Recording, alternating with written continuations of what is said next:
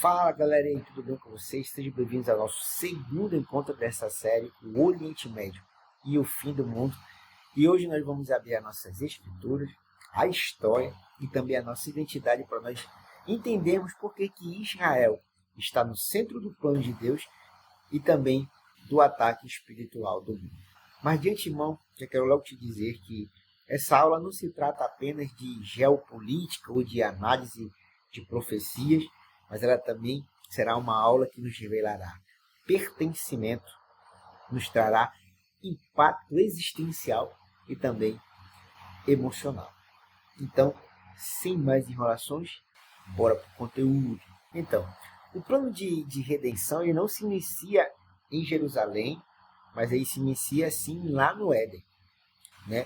Quando o conflito espiritual, né, que também foi territorial, existencial e emocional acontece, o conflito de quem reinaria no coração do homem e na terra, né, e logo após a queda do homem, Deus começa a dar início a seu plano de redenção, ao plano de salvação para o mundo.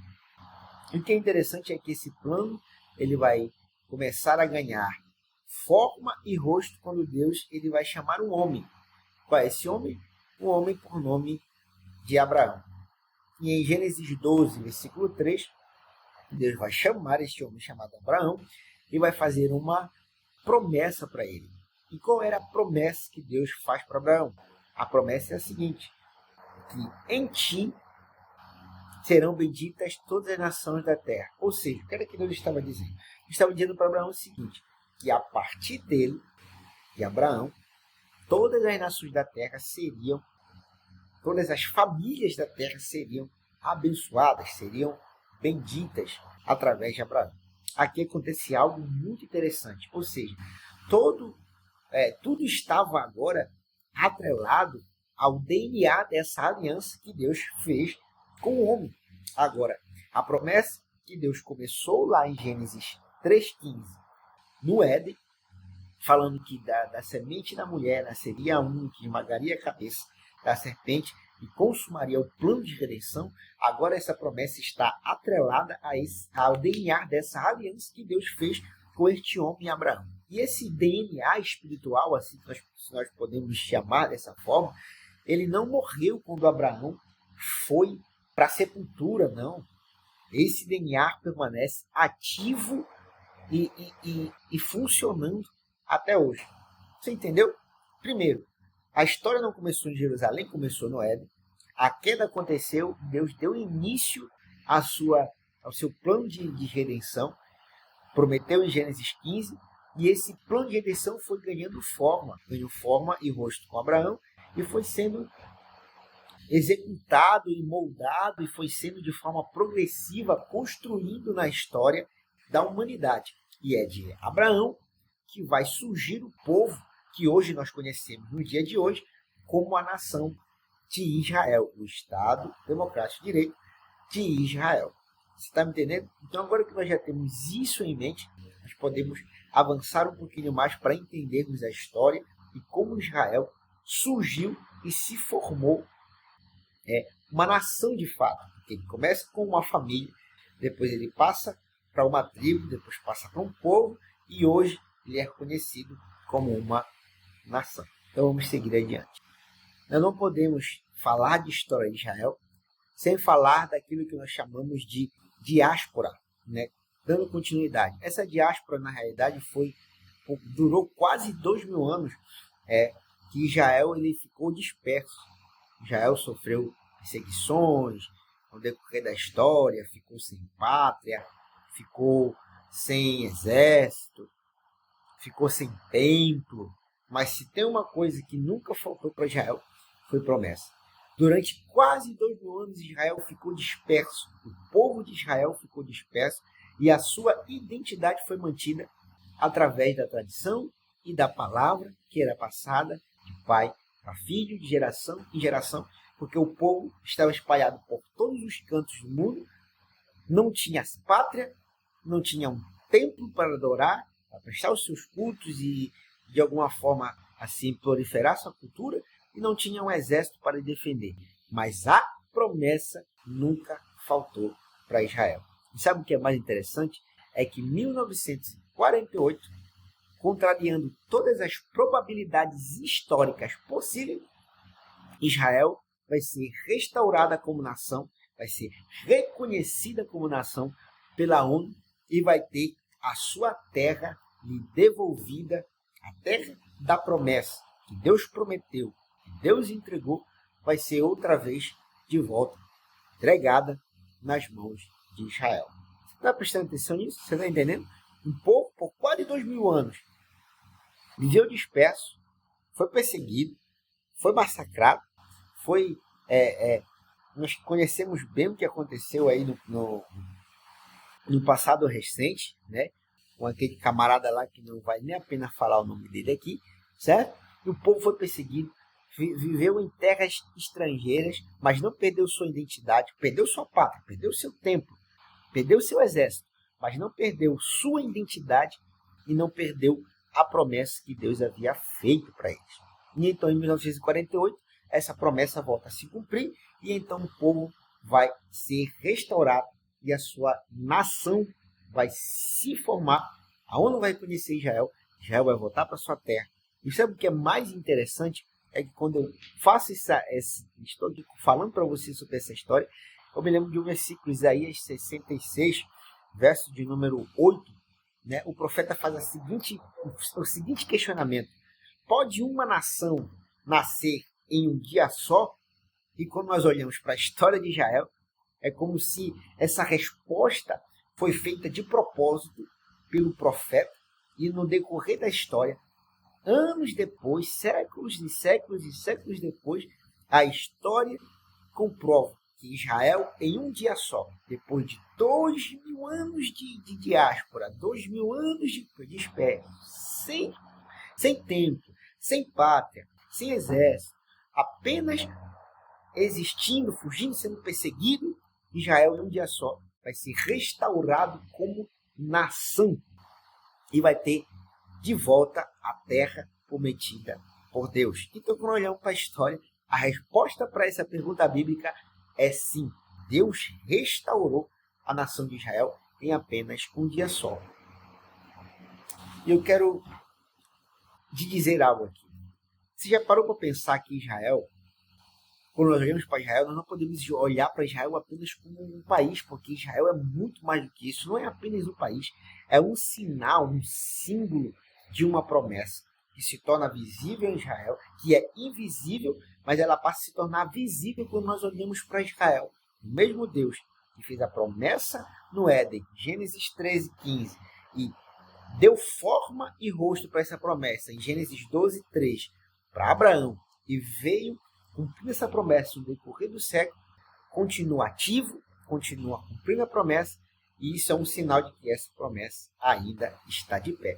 Quando isso acontece e Israel é restaurado como nação, o relógio profético de Deus volta a funcionar, ou melhor dizendo, a figueira volta a florescer, como Jesus disse em Mateus 24:32. Israel não é apenas um país, ele é o sinal visível de uma promessa invisível. A promessa e a palavra de Deus continua se cumprindo, e Israel tem que ser para nós esse relógio, esse sinal, essa bússola que nos diz, mesmo nos tempos difíceis, as promessas de Deus ainda continuam a se cumprir.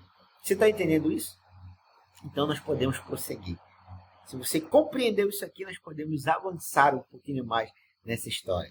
Israel não é apenas um país, é um sinal visível de uma promessa invisível. Olha o que o Salmo 83 diz. As nações se reuniram como se fosse numa reunião e disseram o seguinte: vinde, risquemo-los, para que eles não sejam nação e para que não haja memória do nome de Israel. Olha só, esse versículo nos revela, esse salmo nos revela a seguinte questão: sempre houve uma guerra invisível contra a existência de Israel. O Salmo 83 nos revela que essa guerra sempre esteve ali. Se nós olharmos para a história bíblica, e se nós olharmos para a história que a Bíblia nos conta de Israel, e se nós olharmos para a história de Israel, depois do que a Bíblia foi selada, a história de Israel, no decorrer do tempo, nós vamos ver que Israel sempre esteve a sua existência ameaçada. Sempre houve nações, sempre houve povos, sempre houve impérios que se reuniram para destruir, né, Israel. E por que isso? Sempre houve essa guerra, sempre houve isso para destruir Israel. E essa guerra não é apenas política, não é uma guerra geopolítica, não é uma guerra de ideologias, de narrativas, mas muito além disso, essa guerra ela também é espiritual.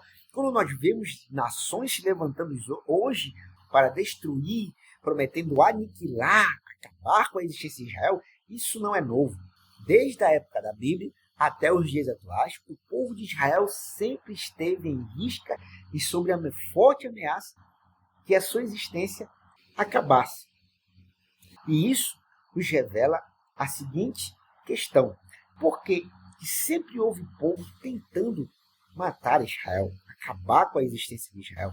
Porque um atentado ou uma oposição à existência de Israel, na realidade, é uma oposição, uma conspiração contra a fidelidade de Deus. Se lembra que eu disse no começo da aula que todo o DNA agora estava atrelado a essa aliança que Deus fez com Abraão, porque foi em Abraão que essa aliança feita em Gênesis 15 ganhou forma, ganhou rosto e ganhou conotação humana de um povo.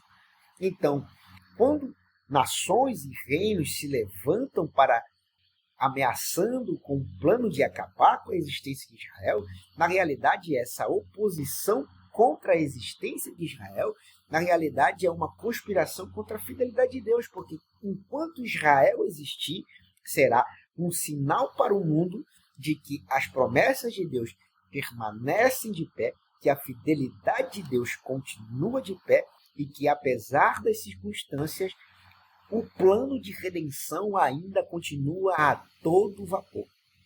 Você entende? Se um povo se levanta, atenta contra o povo de Israel e consegue aniquilar o povo de Israel, exterminar o povo de Israel, então as promessas de Deus se vão junto com esse povo. Porque se Deus não cuidou do povo que ele prometeu, se ele não velou pela aliança, então o resto das promessas se invalidam. Você está entendendo?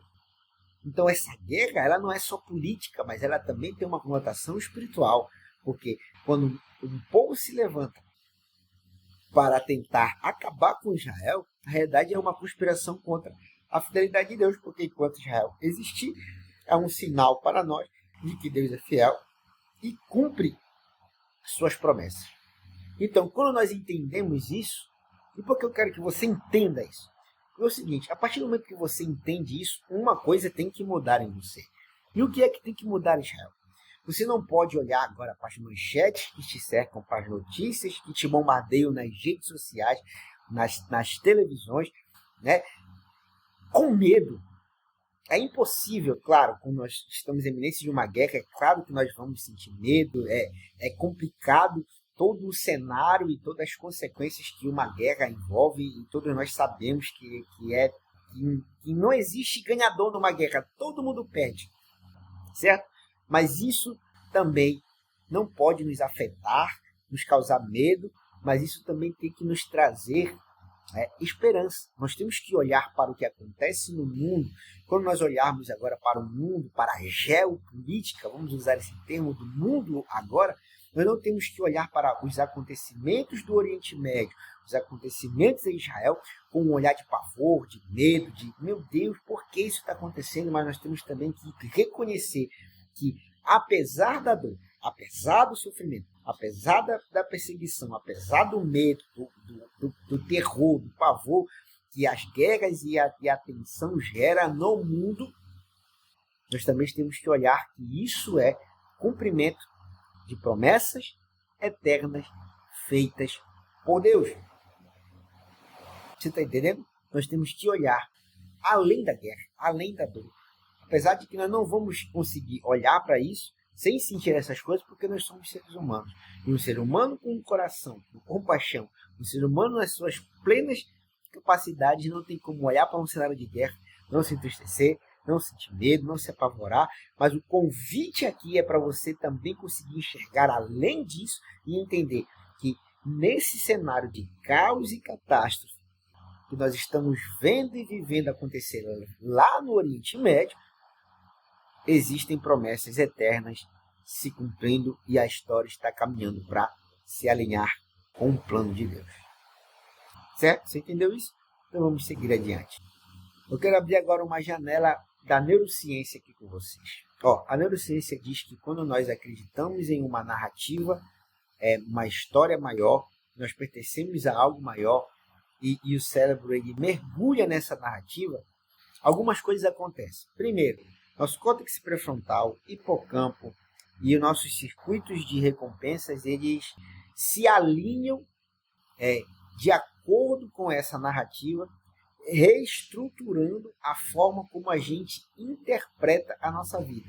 Em outras palavras, é como se o cérebro virasse para você e dissesse assim, acorda, eu sei que você está vivendo uma realidade hoje que é difícil, eu sei que você está vivendo uma realidade hoje que só te puxa para baixo, que te estressa, que está te levando a te adoecer em todos os sentidos, espiritual, mental, mas eu quero que você entenda que você não é só o seu momento, não é só o agora, que o mundo está um caos, mas você faz parte de algo eterno.